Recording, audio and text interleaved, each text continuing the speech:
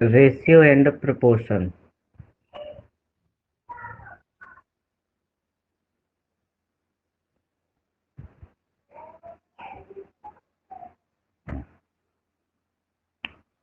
Ratio and proportion chapter चल रहा है और चलिए देखिए सोल्यूशन क्या होगा इसका।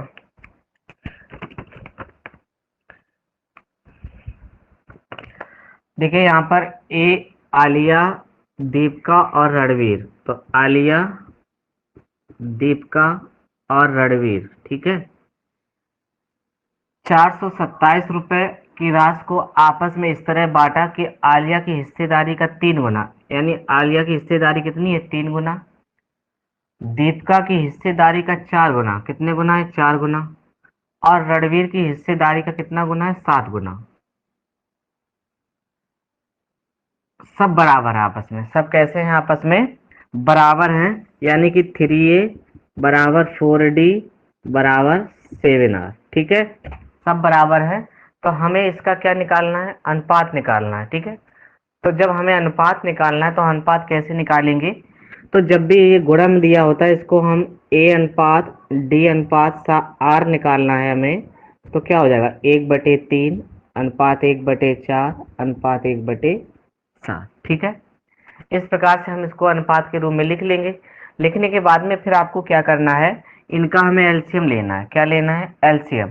तो एलसीएम लोगे 7 चौको 7 × 21, 21 चौको 84, 84 इसका एलसीएम हो जाएगा।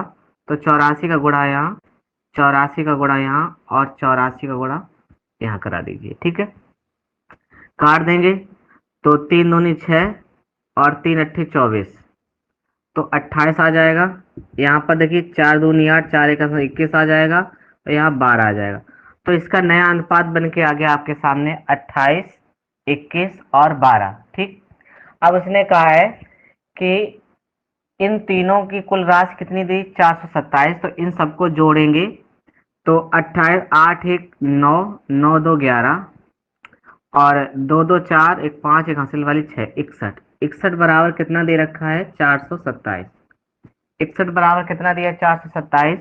तो इसको हम काट देंगे 7 के पारा से, कितने से 7 के पारा से। तो देखो 7 1 7, 7 6 7 बार कट जाएगा, तो एक की वैल्यू कितनी आ गई 7 यूनिट। हमसे पूछा है रणवीर का हिस्सा, तो रणवीर का हिस्सा बताओ कितना आ जाएगा। रणवीर का हिस्सा, तो रणवीर का हिस्सा यहाँ पर कितना है आपका R यानी 12। तो 12 × 4 12 × 7 84, 84 आपका आंसर, यानी सी बिल्कुल करेक्ट है, ठीक है। सी आंसर सही है। हाँ, बताइए सबको क्लियर है, सवाल अच्छे से समझ में आ गया सबको, बताएं।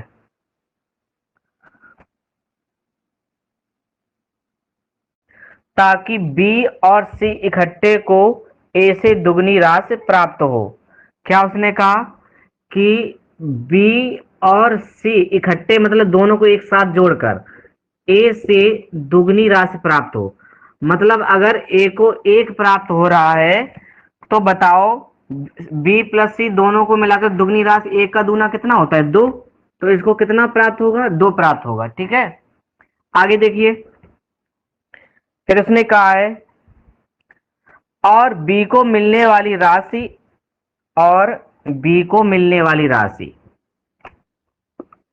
बी को मिलने वाली राशि ए और सी इकट्ठे को मिलने वाली राशि का, ए और सी इकट्ठे को मिलने वाली राशि का कितना है, राशि का 1/4 हो।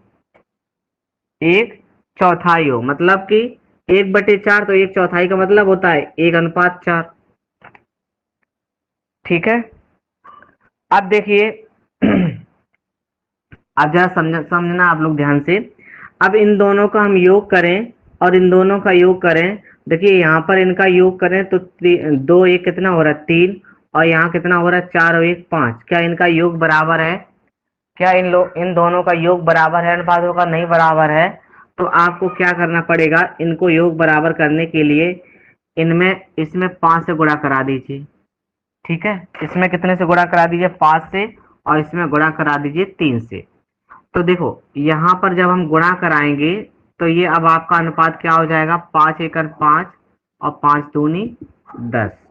यहाँ देखिए 3 एकड़ 3 और 4 तिया 12। अब देखिए इनका जो अनुपात है वो योग 10 और 5 15 हो रहा है, 12 3 15 हो रहा है। देखिए योग बराबर हो गया इनका।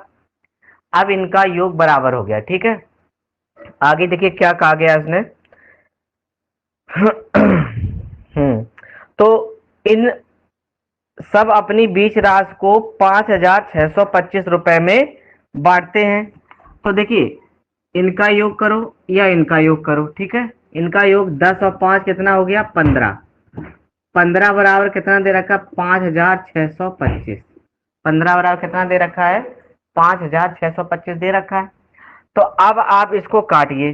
देखिए काटे 15 से, 15 तिया 45, कितना बचा 11, और 15 सत्ते 105 और 15 अपना 75। तो 375 बार कट जाएगा ये। तो एक की वैल्यू कितनी आ गई, 375, ठीक है।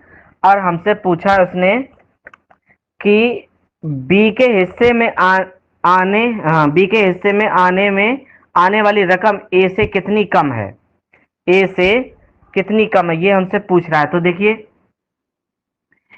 अब यहाँ पर देखिए बी के हिस्से और ए के हिस्से में जो रकम आ रही है इनका अंतर कितना है, ए माइनस बी बराबर 5 माइनस 3, यानी कि कितने का अंतर है, 2 का अंतर है। और 2 का अंतर बराबर 2 गुणे 375। तो 375 दूनी कितना होता है, 750 रुपए। तो ये आपका आंसर हो जाएगा 750 रुपए, यानी कि ऑप्शन नंबर है सी, ऑप्शन सी सही है, ठीक है। बताइए सब लोगों को क्लियर हुआ या नहीं हुआ है, बताएं आप लोग।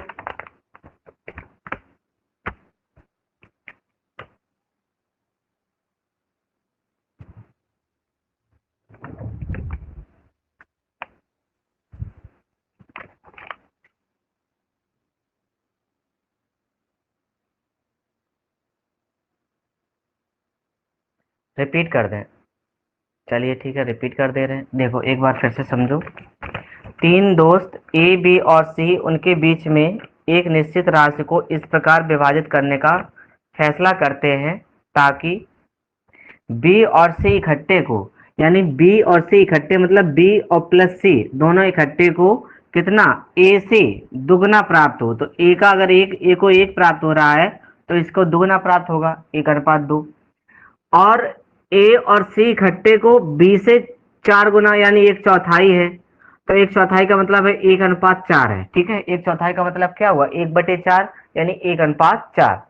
अब देखो इनको, अब हमने ये देखा कि इनका योग करिए, क्या इनका योग बराबर आ रहा है, यहाँ देखिए 2 1 3 हो गया, और यहाँ देखिए 4 और 1 5 हो रहा है। या इनका अंतर करें, 4 में से 2 गया 2 और 1 में से 1 गया 1, 0, बराबर अंतर नहीं आ रहा है। तो इस कंडीशन में ये योग हमें बराबर करना है, तो हम क्या करना पड़ेगा, यहाँ पे देखिए 5 का ऊपर गुणा कराना है, 5 दूनी 10, 5 एकन 5, और 3 का नीचे गुणा कराना है, 3 एकन 3, 3 चौको 12। तो यहाँ देखिए कितना हो गया, 5/10 हो गया और 3/12 हो गया। अब हमने यहाँ पे क्या किया, इन दोनों का योग किया, 10 और 5 15, या 12 और 3 15, दोनों का योग बराबर है, इक्वल में है, क्योंकि इन दोनों का योग ही तो 5,625 रखा है। तो 15 से इसको 10 और 5 कितना हो गया, 15, 15 बराबर 5,625। इसको हमने काट दिया 15 से, 375 बार कट गया। एक की वैल्यू कितनी आ गई, 375। अब देखिए हमसे क्या उसने कहा है, लास्ट में आ जाओ। तो बी के हिस्से में आने वाली रकम ए से कितनी कम होगी, यानी कि बी के हिस्से में आने वाली रकम 3, ए के हिस्से में आने वाली रकम 5 यूनिट कितनी कम होगी, मतलब ए में से बी घटाना पड़ेगा आपको। तो 5 में से 3 घटा कितना आया, 2, और 1 यूनिट की वैल्यू कितनी आई थी, 375। तो 2 यूनिट की वैल्यू कितनी आएगी, 2 गुणे 375 बराबर 750 रुपए। बताइए अब आप लोगों को क्लियर हो गया ये क्वेश्चन। प्रश्न में क्या कहा गया है कि एल्कोहल और पानी, एल्कोहल और वाटर में कितने का अनुपात है, 3/4 का अनुपात है, 3/4 का अनुपात है। अब उसने कहा यदि पानी की मात्रा कितनी है, 200 लीटर पानी, यानी वाटर कितना है, 4, 4 की मात्रा कितनी दे रखी, 4 200 यूनिट, 4 से काट देंगे, 4 पंचे 20 50 बार। तो एक की वैल्यू कितनी आ गई, 50 यूनिट। तो उसने कहा मिश्रण में एल्कोहल कितना है, तो बताओ अल्कोहल कितना है, अल्कोहल कितना है, 3 3 × 50 बराबर 150। ये आपका आंसर हो जाएगा, 150 आपका आंसर हो जाएगा। बताइए क्लियर हुआ सबको?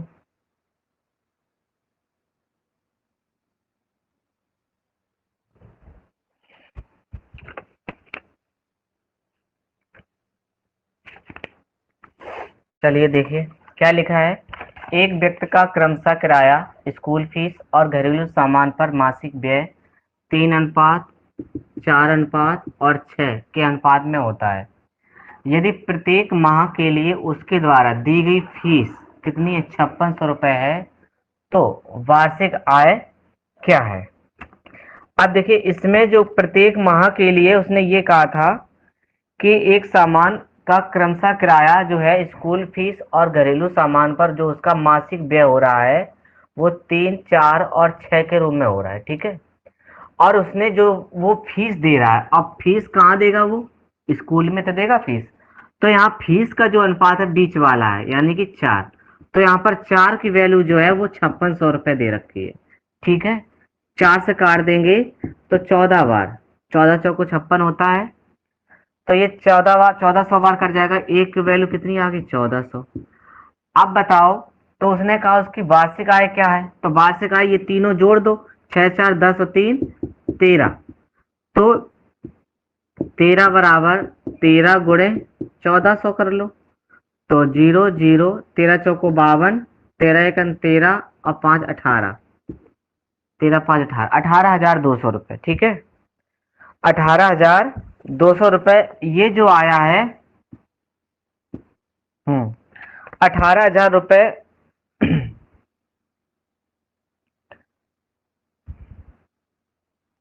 तो उसने पूछा कि वार्षिक आय क्या है। ये तो उसकी जो आय थी वो मासिक खर्च पे डिपेंड करती है, 18,200 रुपये तो वो खर्च कर दे रहा है। अब उसकी वार्षिक आय पूछी है, तो वार्षिक आय क्या होगी, वार्षिक आय बराबर, तो एक वर्ष में कितने महीना होते हैं, 12, और एक महीने में कितनी उसकी आय है, 18,200 रुपये। तो आप इसका इसमें गुणा कराएंगे, 0 0, 12 दूनी 24, 12 अट्ठे 96, 96 2 98, और 12 एकन 12 9 21, 21,8400 आंसर आ रहा है, 21,8400, ठीक है। हमने ऑप्शन नहीं लिखे थे इसके, तो इसका ऑप्शन जो है बी वाला सही, 21,000, 2,18,400 ये आंसर है, ठीक है। बताइए कोई। x अनुपात 9 समानुपात 5 अनुपात y, तो एक्स वाई का मान होगा। ये उत्तर प्रदेश पुलिस 2018 का क्वेश्चन है, उत्तर प्रदेश पुलिस 2018 का क्वेश्चन है, बहुत ही आसान क्वेश्चन है। पहली चौथी का गुणा, दूसरी तीसरी का गुणा। तो पहली चौथी का गुणा कराओगे तो एक्स वाई हो जाएगा, और 9×5 = 45, 9 × 5 मतलब एक्स वाई बराबर 45। ये आपका आंसर, ठीक है। ये आपका क्या हो जाएगा, आंसर हो जाएगा। हाँ चलिए कर लीजिए। तो देखो भाई, पहली चौथी का गुणा, दूसरी तीसरी का गुणा, तो 15 × 5, नहीं नहीं गलत हो गया, पहली चौथी का गुणा दूसरी तीसरी का गुणा, ठीक है। या आप इसको ऐसे भी कर सकते हो, 15/x बराबर 5/22, ठीक है। तो 5 इधर आ जाएगा, एक्स उधर चला जाएगा, तो 15/5 बराबर x/22, 5 × 1 = 5, 5×3 = 15। तो x अनुपात y बराबर क्या आ जाएगा, 3:1, ठीक है। ये आपका आंसर हो जाएगा। इसको आप ऐसे भी कर सकते हो, पहली चौथी का गुणा दूसरी तीसरी का गुणा, यानी 15 × 22 बराबर 5 × x। तो 5 से यहाँ काट सकते, 5 × 1 = 5, 5×3 = 15। तो देखिए यहाँ बचा 3, ये बाई उसके बटे जाएगा, x/22 इसके बटे 1 मान लो। तो ये x/y का मान भी यहाँ क्या आ जाएगा, 3:1 आ जाएगा, ठीक है। आराम से आप ऐसे कर सकते हो इसको, दोनों ही तरीके से कर सकते हो, 3:1। चलिए आंसर करिए, x/4 बराबर y/5।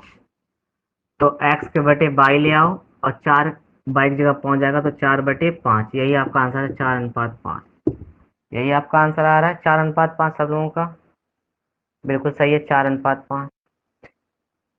चलिए अगला प्रश्न देखिए, 68 नंबर बताइए। तो यहाँ पर x का मान आपसे पूछा गया है, तो देखो पहली चौथी का गुणा, दूसरी तीसरी का गुणा। तो x गुणे 36 बराबर 16 गुणे 63। तो काट दीजिए, 4 चौको 16 और 4 निमा 36, 9 सत्ते 63। x बराबर कितना आ गया? 28। x की वैल्यू कितनी आ गई? 28। लगा लीजिए जल्दी से। है, तो कहने का मतलब क्या है कि ए बी अनुपात बी सी समानुपात एक्स अनुपात सी स्क्वायर, ये कहना चाह रहा है वो। तो ए बी बटे क्या हो जाएगा? बी सी बराबर एक्स बटे क्या हो जाएगा? सी स्क्वायर। तो बी से बी कट जाएगा और एक सी से एक सी कट गया, तो यहाँ सी बचा, यहाँ बचा ए, तो एक्स बराबर क्या हो जाएगा? ए सी। एक्स बराबर क्या हो जाएगा? ए सी। यही आपका आंसर है। बताइए क्लियर है सबको?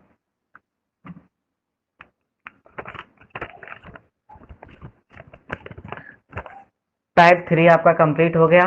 चलिए हेडिंग लगाइए टाइप 4। बताया था, तो इसका हम प्रथमानुपाती कैसा निकालेंगे? तो प्रथमानुपाती का मतलब होता है जो पहले स्थान पे, प्रथमा का मतलब है पहले स्थान पे, तो पहले स्थान पे आप x मान लीजिए, दूसरे स्थान पे 8 आ जाएगा, समानुपात 5:2.5। ठीक। तो इसको आप कैसे लिख सकते हो? x/8 बराबर 5/2.5। ठीक। 5 से काट देंगे, 5 × 1 = 5, 5 × 5 = 25.5 बार। तो x/8 बराबर दशमलव हटाएंगे, ऊपर 10 हो जाएगा, 10/5, 5×2 = 10।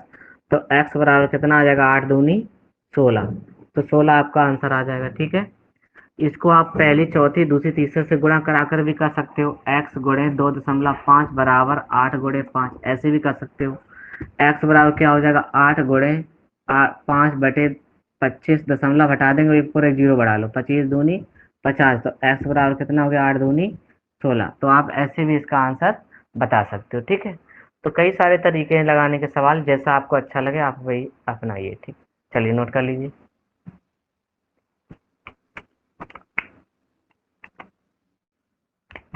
चलिए पहले को x मान लिया आपने, दूसरे को अनुपात कर लेंगे 5, समानुपात 16:10, यानी x/5 बराबर 16 बटे कितना हो जाएगा? 10।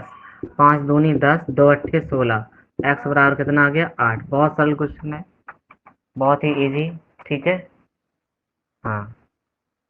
चलिए ठीक है, ऐसे सवाल करने में मजा आ रहा होगा आप लोगों को, है? चलिए देखिए, 9, वैसे हम लोग मध्यानुपाती अंडर रूट में इन दोनों संख्याओं को गुणा करा के लिख देते हैं। तो यहाँ 9 किसका वर्गमूल है? 3 का, और 25 किसका है? 5 का।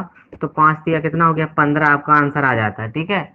लेकिन वास्तव में 9 और 25 के बीच में जो मध्यानुपाती होता है वो हम x मानते हैं। कितना मानते हैं? x। तो हम इसको क्या करते हैं? पहले इसको 9/x लिख लेते हैं बराबर में, फिर इसको इसके साथ लिख देते हैं x/25। तो यहाँ पर देखिए x क्रॉस गुणा कराते हैं, ये क्रॉस गुणा कराएंगे तो x² बराबर कितना हो गया? 9×25। तो x बराबर क्या हो गया? √9×25। तो x बराबर आपका 3×5 और x बराबर ये 15, आपका ऐसे आंसर आता है। ठीक है। ये हम लोग शॉर्ट तरीका अपना लेते हैं कि अंडर रूट में लिख दो, आपका आंसर आ जाएगा इसका रूट ले लेने से, लेकिन वास्तव में इसको सवाल को ऐसे लगाया जाता है। क्लियर है सबको? बताओ मध्य अनुपात बताइए क्या होगा? पहला ऑप्शन ए 3.3, बी 0.33, सी 0.033 और डी 3.03। बताएं आपका आंसर क्या आएगा?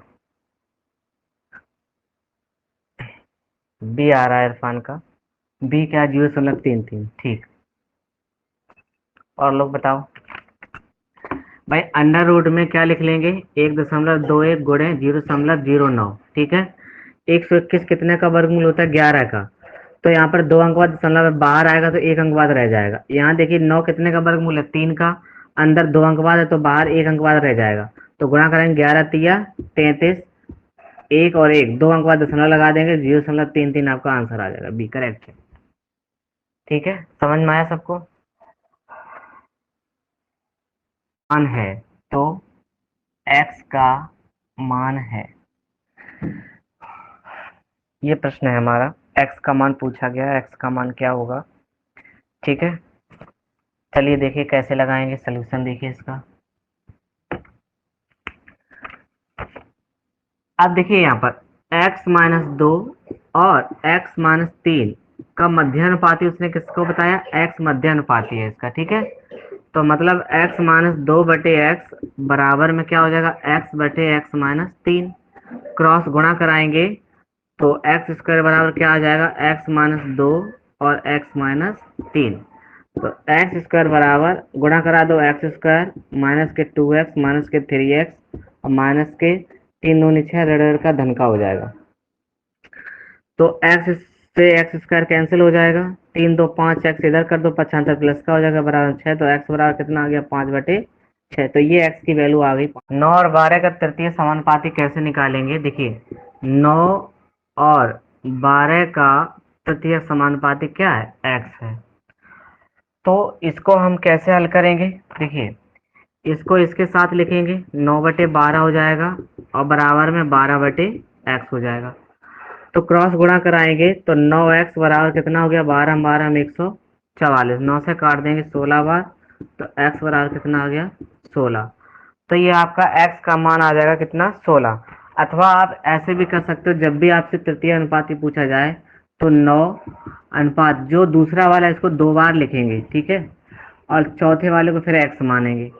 ठीक है, जो दूसरा वाला है इसको 2 बार रिपीट करेंगे, चौथे वाले को x मानेंगे। तो पहली चौथी दूसरी तीसरे को गुणा करा देंगे, 9 × x बराबर 144, 9 से काट देंगे 16 बार, तो x बराबर कितना आ जाएगा, 16। आप इस मेथड से भी कर सकते हो। ठीक है, मध्यानुपाती क्या होगा, अगर आप लोगों ने ये सोचा होगा कि लाओ हम इसके अंदर अंडर रूट में लिख लें और x-3, अब इसका जैसे पिछले सवाल लगाते रहे मध्यानुपाती, आपने सोचा कि हम इस तरीके से लगा लें तो नहीं लगा पाओगे। तो इसलिए हमने आपको अभी बताया था कि मध्यानुपाती x-2 बीच में x मानेंगे और तीसरे को x-3 मानेंगे। ठीक है, इस तरह से हम लिखेंगे। तो x-2 बटे, ये इसको इसको साथ में करेंगे तो बटे में x आ जाएगा, बराबर में फिर इसको लिखोगे तो इसको इसके साथ में करोगे तो x बटे x-3 हो जाएगा। अब इसके बाद हमने बताया इनका क्रॉस गुणा कराओ तो x का x गुणा x स्क्वायर हो जाएगा और इसका गुणा इधर करा तो x-2 और x-3। देखिए बिल्कुल स्लो मोशन में बता रहे हैं आपको, x का x गुणा x स्क्वायर हो जाएगा, x का 3 गुणा माइनस के 3x हो जाएगा, 2 का x गुणा माइनस 2x हो जाएगा, 2 का 3 रेड रेड धन हो जाएगा, 2×3 = 6 हो गया, x स्क्वायर से x स्क्वायर कैंसिल हो गया, 3 और 2 जोड़ के 5 हुआ, 5 इधर पक्षांतर कर दिया तो धन का हो गया, 5x बराबर 6। तो x बराबर कितना हो गया, 6/5। x बराबर कितना आ गया, 6/5। बताओ, आप क्लियर है।